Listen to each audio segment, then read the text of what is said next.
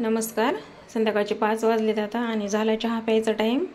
बाहेर पाऊस चालू आहे, मस्त थंड वातावरण आहे आणि आपण चहा पिणार आहोत आता गरमागरम. मी 1 कपभर पाणी घेतले, पातेल्यात गरम केले. त्याच्यामध्ये साखरपत्ती टाकून घेऊ आपण.